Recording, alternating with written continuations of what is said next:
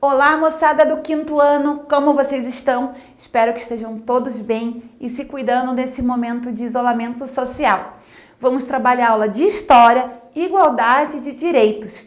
Vamos iniciar a nossa aula fazendo a correção da ficha de atividades proposta na aula anterior. Então, vamos lá. Iniciando a ficha, na página 117, vamos fazer a leitura juntos. Leia o trecho da Constituição Brasileira de 1988 e depois responda as perguntas a seguir. Lembrando que nós estamos falando sobre a questão dos direitos civis que todos nós temos. Dos direitos e deveres individuais e coletivos. Artigo 5º.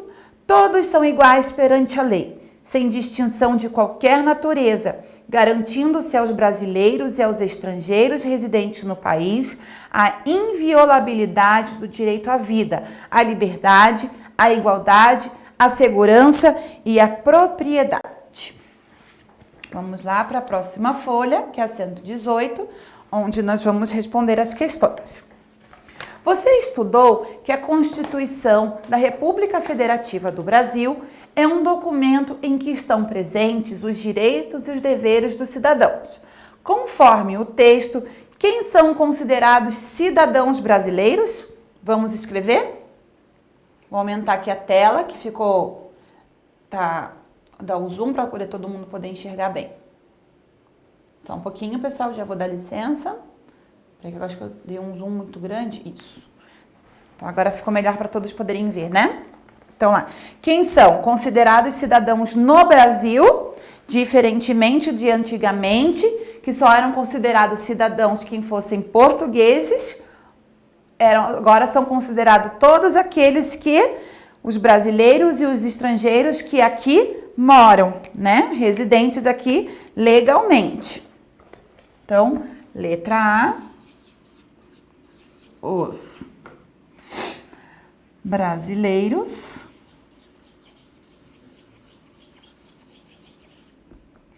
e estrangeiros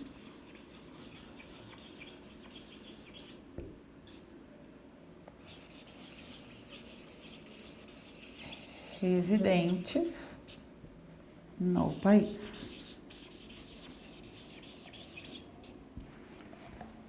Letra B. A Constituição garante a inviolabilidade dos direitos dos cidadãos.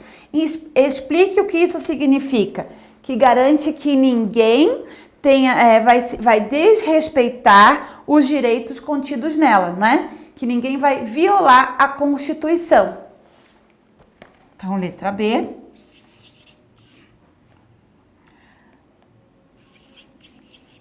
Significa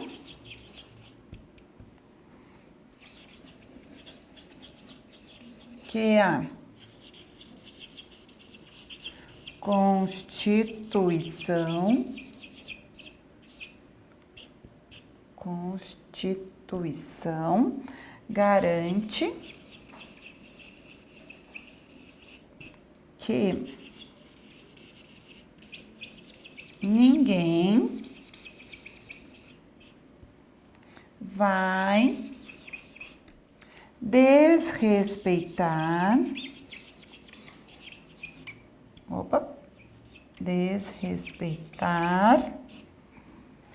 os direitos contidos nela.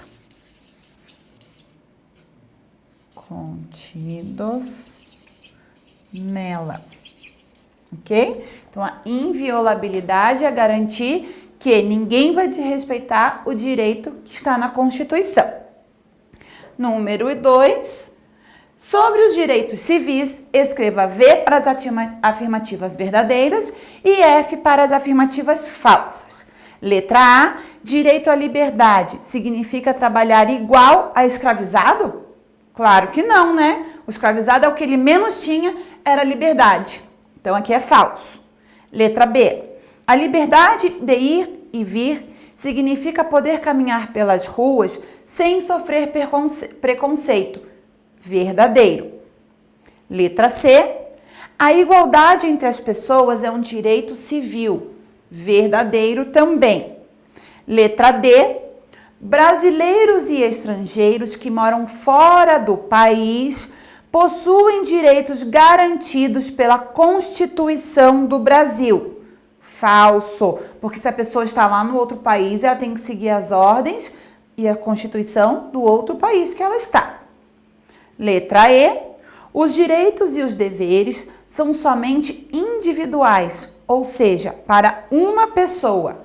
É falso também, porque a partir do momento que só uma pessoa vai respeitar, e o coletivo, né? Eu tenho que respeitar o individual e o coletivo juntamente. Complete a frase.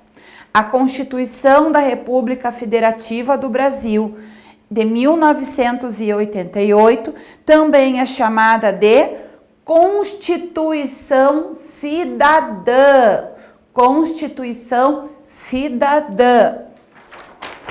Certo? Vou virar aqui para a gente poder fazer as próximas depois. Agora nós vamos lá para o nosso livro.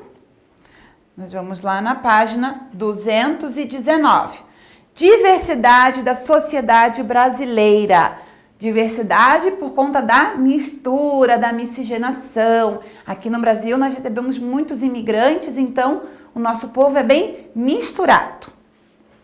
Deixo aqui no meu livro também, porque se der alguma questão às vezes ali no computador, eu também estou com o meu livro aberto. Então vamos lá.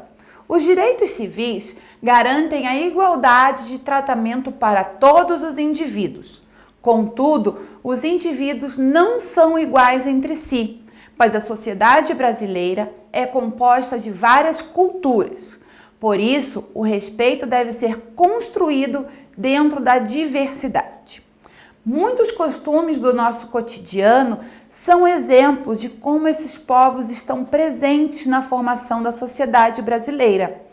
Nosso idioma é o português, mas muitas palavras que utilizamos são de origem indígena, mandioca, abacaxi, tapioca, ou africana, caçula, axé, batuque. Na culinária, na música e na arte, os exemplos são variados. A língua é um dos campos em que podemos identificar a diversidade cultural, mas ela também existe na culinária, na arte, nas manifestações religiosas e entre outros. Olha aqui esse grande exemplo, várias crianças, a gente pode ver bem aqui a miscigenação brasileira, a descendência deles são de diferentes povos. A sociedade brasileira é composta de diferentes culturas, etnia, hábitos e valores. Mão na massa. O que é viver com a diversidade? Viver com a diversidade é saber respeitar e compreender a diferença, né? É de saber respeitar, conviver com a diferença. Então vamos lá juntos responder pelo livro aqui.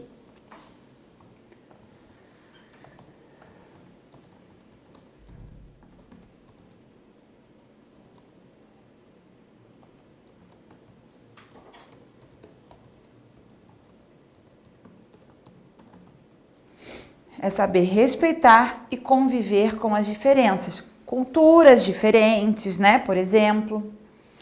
Número 2. Dê um exemplo de respeito à diversidade expresso nas nossas leis. Um exemplo de respeito à diversidade expresso nas nossas leis. Então, olha lá.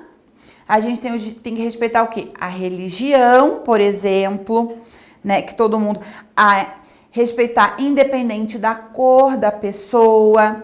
Então vamos escrever lá, vou escrever aqui no meu livro.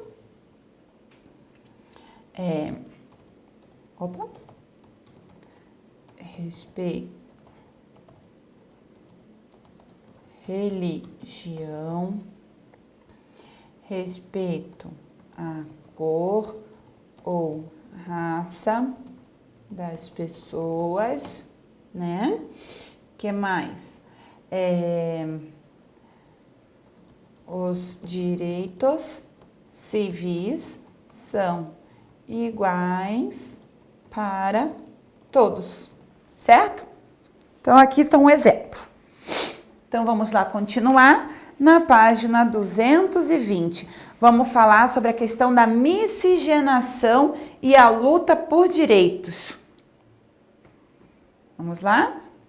Miscigenação e luta por direitos.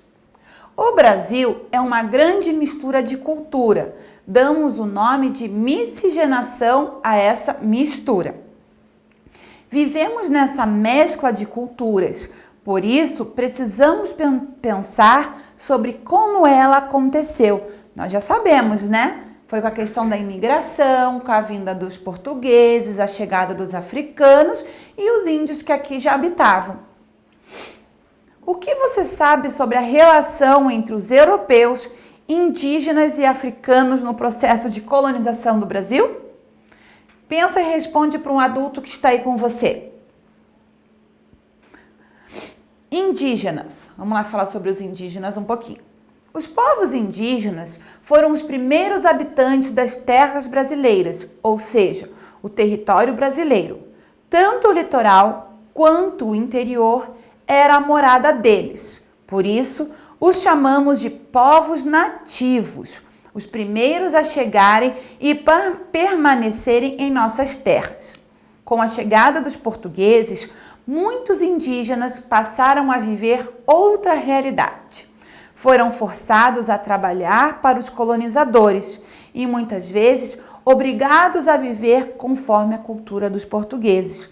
Essa convivência nem sempre foi amigável, pois os indígenas resistiram à dominação dos europeus. Nesse momento, eles sofriam muito embate, brigavam, entravam em guerras, porque eles queriam ter os seus direitos respeitados, mas os portugueses chegavam e queriam impor o que eles desejavam. Vamos falar sobre os portugueses agora. Os portugueses foram os primeiros imigrantes a chegar ao Brasil. Em 1500, os navegadores portugueses, liderados por Pedro Álvares Cabral, chegaram ao litoral do Brasil. Para viajarem até aqui, eles construíram caravelas, que são barcos feitos de madeira com várias velas feitas de tecido. As principais motivações dos navegadores europeus no início da colonização, entre os anos de 1500 e 1600, era a descoberta e exploração de riquezas e de novas terras. A colonização portuguesa influenciou a formação da cultura brasileira. Além do idioma, a religiosidade é outra característica dos portugueses que foi adotada no Brasil. Os portugueses tinham seus direitos garantidos, pois como o Brasil era colônia de Portugal, os portugueses que aqui viviam eram cidadãos portugueses. Lá, retomando o que eu já expliquei para vocês, eram considerados cidadãos portugueses porque eles eram considerados cidadãos porque eles eram portugueses e Portugal era uma colônia, o Brasil era uma colônia de Portugal, ok? Agora lá, os africanos que vieram trazidos, à força, que nós já sabemos. Os africanos chegaram ao Brasil trazidos pelos portugueses na condição de escravizados. Eles eram obrigados a vir para cá, né? Eles eram obrigados a vir e chegar aqui, eles eram escravizados. Eles faziam todo tipo de trabalho, desde o cultivo da cana-de-açúcar até a construção de obras públicas, como estradas. No final do século XVIII, entre 1701 e 1800, em cidades como Rio de Janeiro e Salvador, os africanos e seus descendentes já formavam a maioria da população brasileira. Naquela época, eles não eram sequer considerados pessoas, muito menos cidadãos, e logo não tinham qualquer direito assegurado. A cidadania e os direitos somente eram aplicados aos portugueses.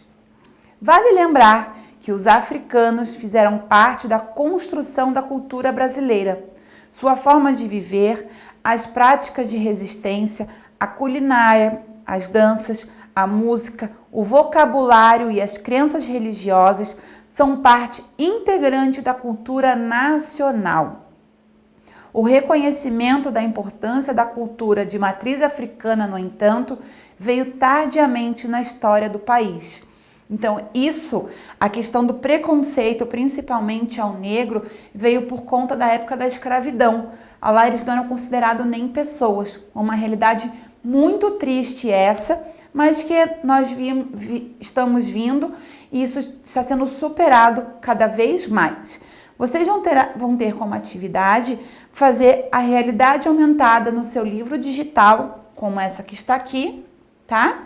Vocês vão realizar aí e na próxima aula nós vamos voltar ao tema e nós vamos falar sobre a construção da cidadania brasileira juntos. Certo, pessoal? Nos vemos em breve. Se cuidem. Tchau!